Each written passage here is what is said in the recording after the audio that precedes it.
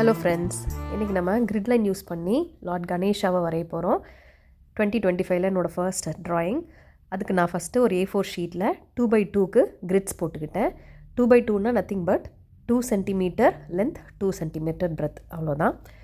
இதுக்கு நான் யூஸ் பண்ணியிருந்த மெட்டீரியல் டீட்டெயில்ஸ் எல்லாமே வீடியோவோட பிகினிங்கில் கொடுத்துருக்கேன், டிஸ்கிரிப்ஷன்லேயும் கொடுக்குறேன், செக் பண்ணி பார்த்துக்கோங்க. இந்த கிரிட் லைன்ஸ் யூஸ் பண்ணி நம்ம ட்ராயிங் வரையும் போது நமக்கு ஈஸியாக ஃபீச்சர்ஸ் எல்லாம் பர்ஃபெக்டாக கொண்டு வந்துடலாம். ஆனால் அதுக்கு ஒரு சில டிப்ஸ் அண்ட் ட்ரிக்ஸ் இருக்குது கிரிட் லைன்ஸ் யூஸ் பண்ணும்போது.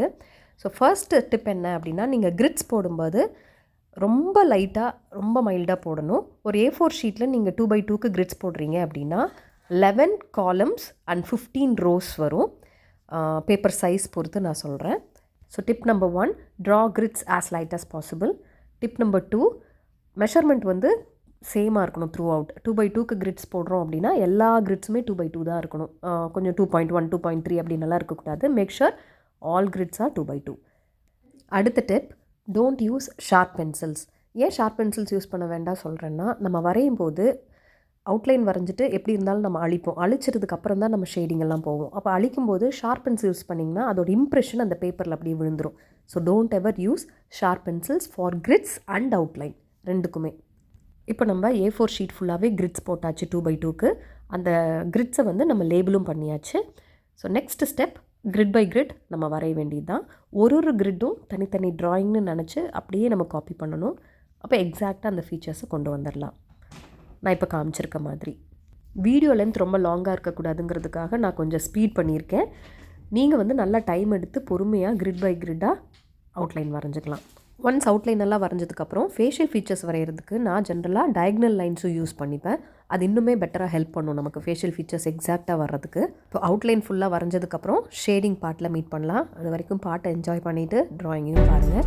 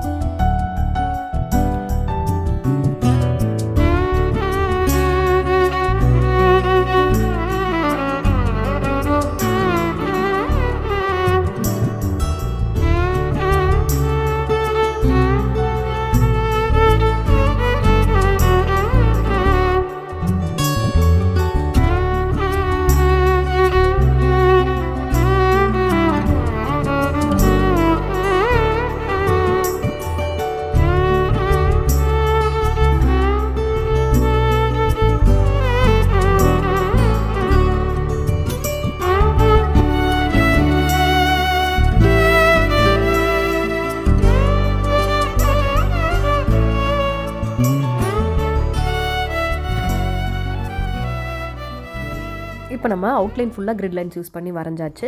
நான் நீடட் எரேசர் வச்சு ஃபுல்லாக அழிச்சுக்கிறேன். அழிச்சதுக்கப்புறம் ஷேடிங் ஸ்டார்ட் பண்ணிக்கலாம்.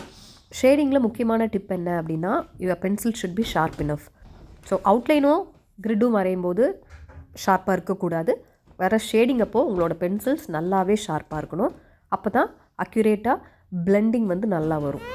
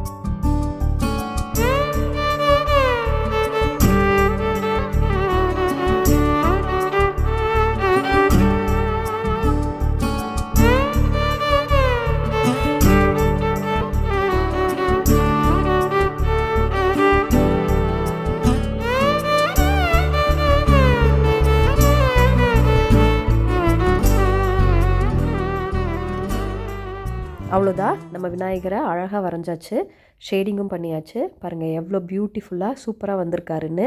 நீங்களும் இதே மாதிரி ட்ரை பண்ணி பாருங்கள்.